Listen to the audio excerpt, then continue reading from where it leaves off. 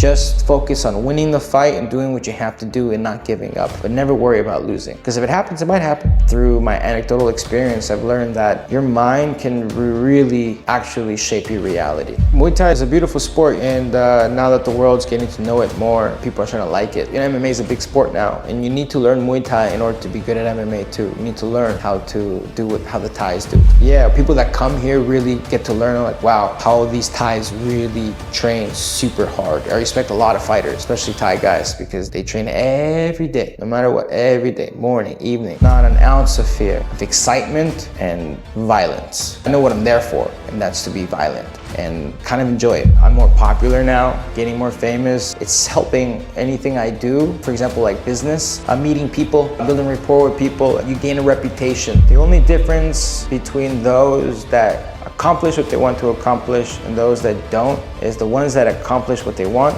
didn't give up. I don't view myself as the most accomplished or successful person yet, but I'm still going.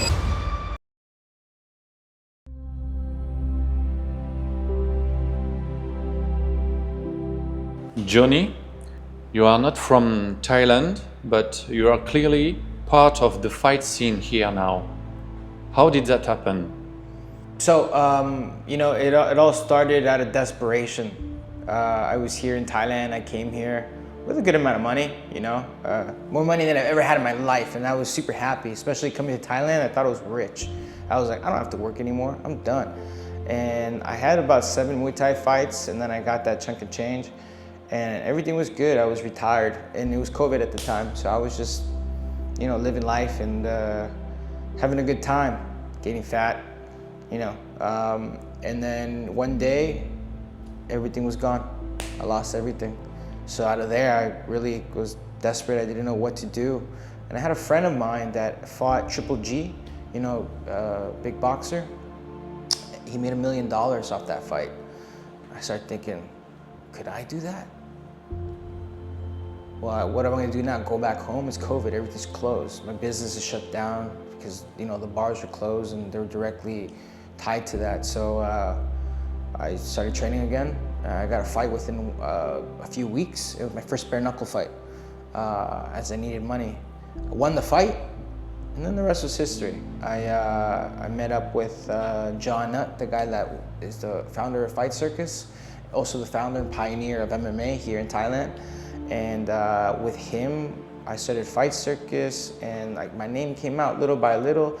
I was in Samui, lived in Phuket, lived in Krabi, now I live in Pattaya. And then during my time, I just kept making friends and just fought on a lot of shows. And then now it's 2026, and I feel like I'm pretty well connected in the fight industry world, because the fight industry is pretty small, you know, internationally even, but in Thailand it's super small. And then yeah, so now everything I do is fight business oriented, you know? Jonny Tello! Where did sport first enter your life? My dad put me into sports since I was a little kid. I think my first sport I played was baseball. I think I was in the 2nd grade or the 1st grade, and then I was playing that. And then they told my dad, because you know, it's summer sport, and then Canada this winter, he wanted to put me something in winter, and they told him to put me in hockey. So I started doing hockey. So I played baseball, hockey, then soccer, and I was just doing team sports a lot. I was never really good at team sports, but my dad forced me. And then when I got older, about like, not that old, but like around like 11 years old, I would get into a lot of fights. I got kicked out of school once from being bullied a lot, you know. So then I got beat up 2 weeks in a row. Like, I came home with one black guy, and then I came with the next black guy the next week, and then my dad's like, you know, you should learn how to fight and learn how to at least win your fights, you know? He's a very tough man kind of guy before. He's like, always provoked me to like stand up for myself, you know? And then yeah, I started boxing, and then I never left. Yeah, and then that became my, my love and my obsession.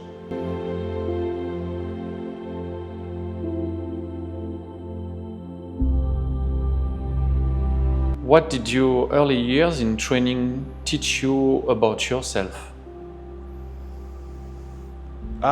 It taught me that I was tough, because I was a heavy-set kid, and it helped me lose a lot of weight and change my life, gave me more confidence. But I had a lot of hard fights when I was young, and from a young age, I could see that I was a little bit tougher than the other fighters were, or the other kids were, because no matter how much I sucked in the first round, but the third round I was doing good, So that was kind of like my ability. I wasn't naturally gifted, but I was tough. I can take a punch, and I don't know, maybe my ego was really big, and I just, maybe from being bullied a lot, I just felt like if I stopped or I lost, they would degrade me. So even now I still carry that, and that's why my nickname is El Toro. My coach is Italian, so he's like, you fight like a bull, El Toro. And then it stuck, yeah, and I kind of do, yeah.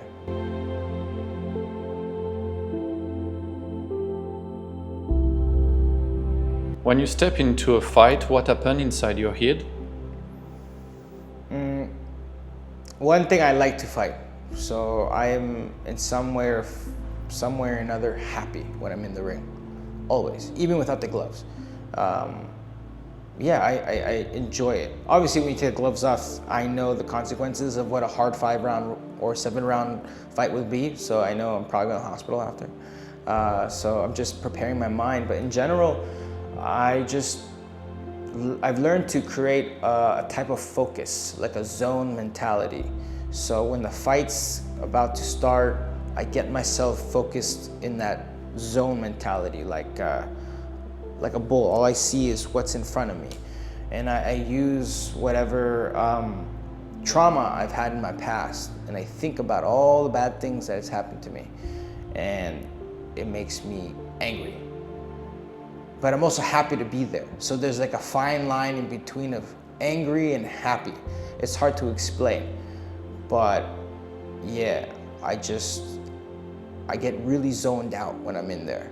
So that's how my mindset. It's clear but full at the same time. It's a little complicated. Inside that zone, are you afraid also about the fight? There's no fear. No scare? Not an ounce of fear. Of excitement and violence. Yeah, like I'm there. I know what I'm there for, and that's to be violent. And I kind of enjoy it, Obviously, I don't like hurting people, but in a fight, the guy's gonna hurt me too. So it's if it's not him, it's me. So yeah.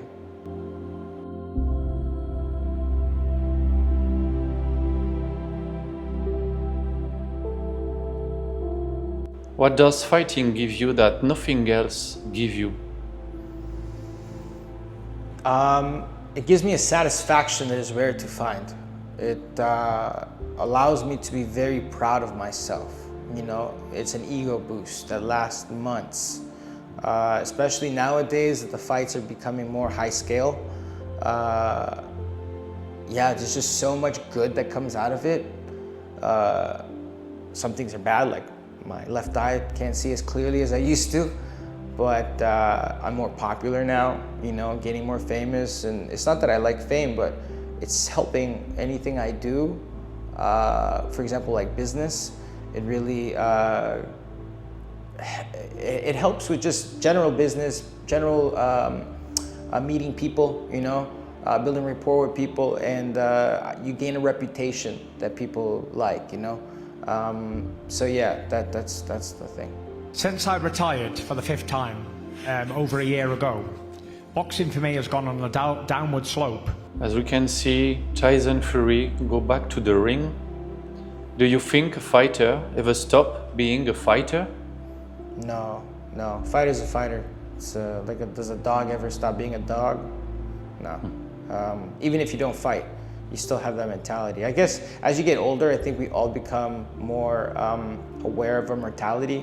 You see friends die and bad things happen to people, and you start, when you're young, you're like, it's not gonna happen to me. And then when you get older, you start like, I don't want to be that guy. What if this happens to me? I find myself becoming more scared of things, you know.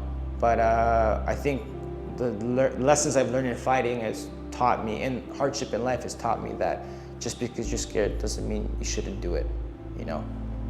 No risk, no reward. Is it a way to feel alive? Yeah, definitely. It's a rare feeling to feel so good after winning a fight. Losing feels horrible because then you got all that damage taken and nothing happened. Maybe if you got paid really good, then okay, it's not so bad. But it always hurts the ego, man. Yeah, so losing is never good. But winning a fight and just entertaining people, having people come up to you, hey, good fight, man, that was amazing. Or like, it's just, yeah, not everybody in this world gets that opportunity to get gratification from people loving you. It's almost like you receive love from people you don't even know. And it shouldn't really matter, but it's hard to ignore how good it feels, you know? Let's talk about Thailand. What makes training or fighting in Thailand different from anywhere else? It's nice weather.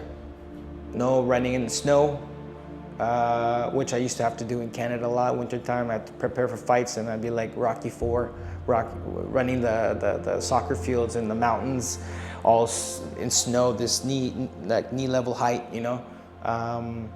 But the weather here is amazing, you know, and just Thailand is just amazing country. It's honestly I've been all over the world, and Thailand is still my favorite place in the world, you know.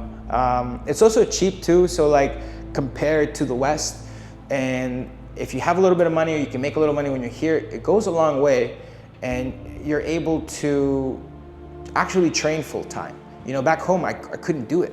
I had to work full time and then train part time just to survive. It's impossible, right? Unless you got like real sponsors that support you, or you make enough money in your fights that can take you to your next fight. I still work here, but for a while, for maybe 2.5 years or 3 years I was here, I only fought. And if I didn't fight, I couldn't eat. You know, I had a girlfriend at the time that worked online teaching English, and she helped me a lot. I couldn't have done it without her, to be honest. But in the meantime, I was able to dedicate myself to fighting and then just get paid at the end of the month and use that to kind of live. I wasn't living like royalty or anything like that. It was actually I felt like a slave, you know? But at least I had an opportunity to train full time and then build my way up to the point where I am now. I don't think I could have done it if I was in Canada. And Thailand gives you that rare opportunity. And there's so many fights, you can fight every day if you want to, you know? Now they're starting to come out with some more rules, but when I first got here, they're like no rules. You know, when it comes to, like, for example, if you fight, you can fight again tomorrow. But if they're like sanctioned Muay Thai fights, nowadays you have to wait at least 2 weeks before fights, especially if you get knocked down or something like that. But before, there was none of that. So it was, you know, they call it the Wild Wild East, you know, out here. Why changing? I guess it's just Thailand's becoming more, I guess a little more structured. At least they're trying to be, you know. Thailand's kind of notorious for not applying laws, you know, like traffic laws. They say wear a helmet, but everyone doesn't wear a helmet, you know. So, but the police don't really charge you, and they charge you is a little bit of money. It's not a big deal. Not like in Canada or in Europe, you know, if you're not allowed to do something, you do it, you get fined massively, where you're like, you're never gonna do that again or want to do it again, you know. But yeah, like I said, Thailand is an amazing place, and it really, for me, it's a land of opportunity. It really is, and it's really good for networking too, because you never knew who you're talking to. You know, back in Canada, when you're like, or United States, anywhere like that, like, how are you gonna meet some Hollywood producer or some millionaire or some like Wall Street guy? Meet a Wall Street guy, you have to meet them on Wall Street, or some place where it's like, you know, where only the elite go. But here in Thailand, everyone's on vacation, everyone's in the same level. So yeah, I find that it's been the best place in the world to network and meet people at a higher level than yourself, right? Because like I said, everyone's here on some kind of vacation. I still feel like I'm on some sort of vacation, and I've been here 6 years.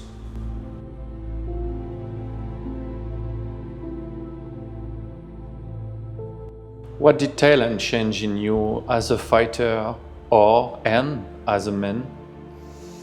Thailand taught me how to train really hard.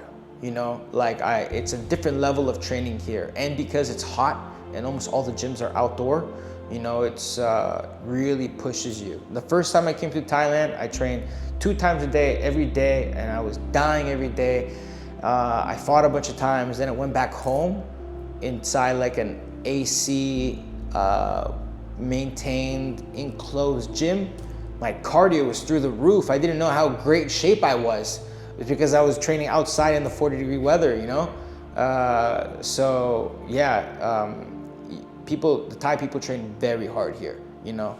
I always joke around, it's like, I'm not here to have fun, I'm here to suffer, you know? And Thailand really helped me with that. And it taught me how to be a man, because, you know, at the time where I was desperate and I had no money and I didn't know how I was gonna get out of whatever situation I was, somehow, some way I pulled myself out of it, and Thailand has everything to do with it.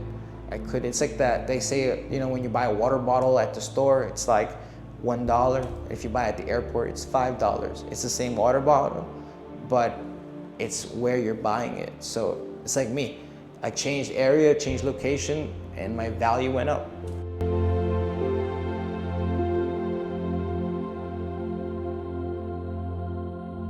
How does sport connect foreigners and Thai people here?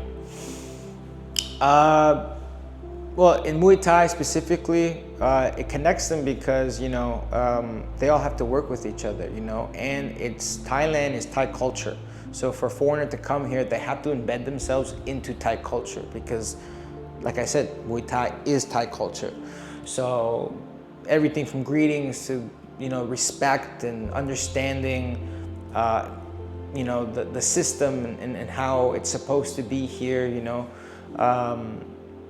Yeah, you have no choice but to mingle with Thais and foreigners when you're in these gyms and when you're in the fight shows and stuff like that too.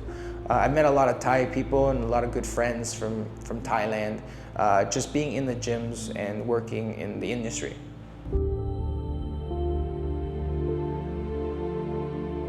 From the outside, people see you as very dedicated and disciplined. How do you see yourself? Undisciplined, but very dedicated. What drives you today? Competition, passion, or something deeper? As time goes on, your drive is different. Nowadays, it's ambition. It's a goal that I set myself to achieve or to accomplish. It is not wanting to be in the position I am, but to grow. And that's kind of what pushes me these days. I'm no longer desperate, but sometimes I feel like I am. I make myself believe that I have to be so I can achieve more or make more money, you know. You know, I do have a strong hustle mindset, and I'm always trying to make a dollar somehow, but now I'm really dedicating myself into the gym, Rage Fight Academy, into the fight gear, Rage Fight Gear, into whatever else I'm doing. And my time is consumed by that. Also as well, I gotta train and fight from time to time. I'm not fighting as often as I used to, but I am still there. I am still training and I'm still looking to fight. I'm actually fighting next week. So yeah, 16-man tournament. I have to fight 4 guys in one day. So I've been training very hard for that. In the same time, running multiple businesses. So it's, yeah, I'm a dreamer. I could never shake off the dreaming side of me, you know. I'm still dreaming to this day.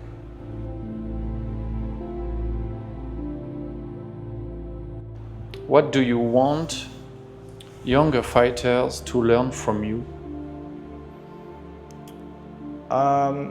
That hardship is part of the journey, and that the only difference between those that accomplish what they want to accomplish and those that don't is the ones that accomplish what they want didn't give up. That's the key. That's the rule.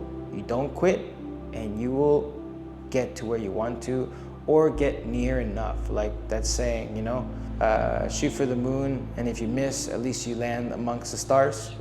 Yeah, so that's what I hope to teach other people is don't give up. Yeah.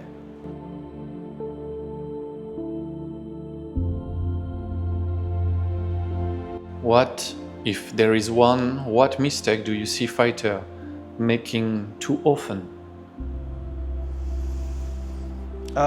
Maybe getting in their own heads, you know, like worrying too much about winning or losing, you know, or worrying too much about what the other opponent is gonna do. It's like a cool Bruce Lee quote when he's like, I think that his master is asking a bunch of questions, and Bruce Lee replies, you know, everyone trains to win, but no one trains to learn how to be defeated or to thrive in defeat. You know, when you fight, you gotta kind of like take that out the window. Whatever happens, happens. You know, if I lose, I lose. Obviously, I never think about losing, that I'm gonna lose. And I think it's important to be confident that you're going to, but not be worried to lose. Don't be worried. Just focus on winning the fight and doing what you have to do and not giving up. But never worry about losing. Because if it happens, it might happen. But it's a fight. It's, you know, it's life. It's just like life. You know, you're not always gonna win. You know, yeah. Like a law of attraction, thinking of winning, thinking of success. Yeah, I think a lot of attraction has a lot of.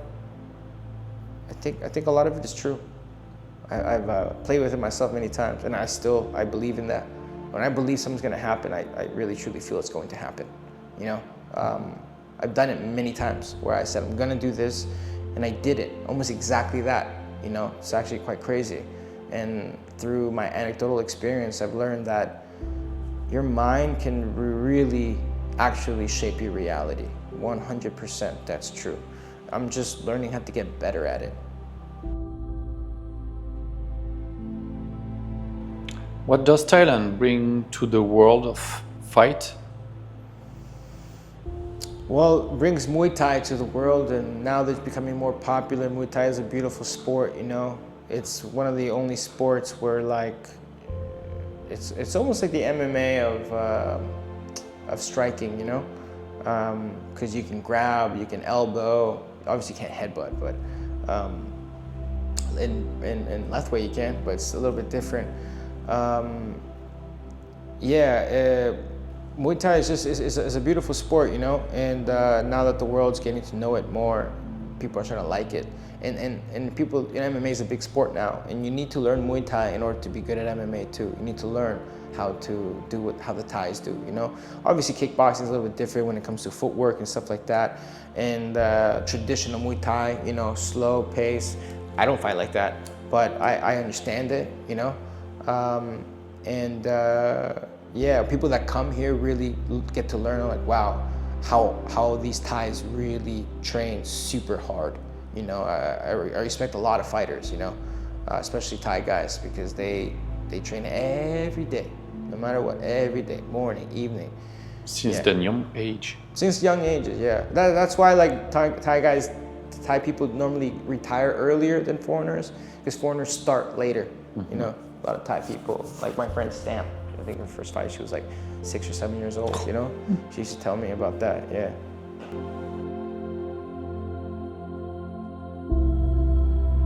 And what kind foreign fighters bring to Thailand? Well, foreigners bring the hands. Thais have their legs and the elbows, you know? But that's one thing is noticeably different, because foreigners typically have better boxing, you know? I'm a boxer, and when I was doing Muay Thai, I have 7 fights, 7 KOs. And they were all with my hands or my elbows, you know? I'm not saying that I can't kick, but it's what I've been training since I was a little kid, you know? And you see in one championship now, some foreigners are really getting the better of some of the Thais, mainly from their hands. So Thais have to adjust now and get the better boxing, you know, and the footwork, because the scoring system isn't the same how traditional Muay Thai used to be, you know. Yeah, they have to be consciously, and they fight with small gloves now, so every punch hurts a lot more, you know, and knockouts are much higher when it comes to the ratio of them. But yeah, that's what foreigners bring. I think the hands and the wrestling and the jiu-jitsu. They just bring other martial arts to Thailand. Now Thailand is like in my opinion, is the martial arts capital of the world, 100%. Do you think make them fighting with a more small glove make it more attractive, more popular? I do. Some people complain and say like, yeah, but it's not real Muay Thai because real Muay Thai is boxing gloves and the defense. To me, fight's a fight. Whether you have no gloves or you have gloves, whether they're big or small, yes, things are different, but it's still a fight. Is it Muay Thai? Yes, it's Muay Thai, just with small gloves. That's my opinion. Other people can argue that. But I think small gloves does add another level of excitement. It adds every punch counts more. Like bare knuckle, every punch counts. The smallest jab can really mess you up. So, yeah. Ladies and gentlemen, here in Dubai, we have all just witnessed one of the greatest fights in BKFC history. Let's have a round of applause for these amazing middleweight warriors. After a hard-fought 5 rounds, our judges at ringside scored the fight 48-45, 47-46, and 48-45 to the winner by unanimous decision. Jonny El Toro Tello!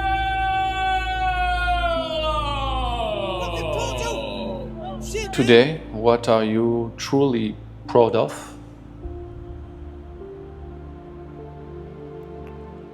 I'm proud of not giving up when most people would have given up.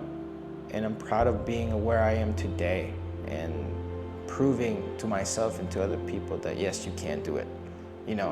I don't view myself as the most accomplished or successful person yet, but I'm still going. So in general, I'm actually proud of myself. I remember being broke and having nothing here, and then now having something here and not broke. So that's good. And what can we wish you for the future? Wish me good luck. Good luck. This is the word of the hand. Yeah. ขอบคุณครับ Come on.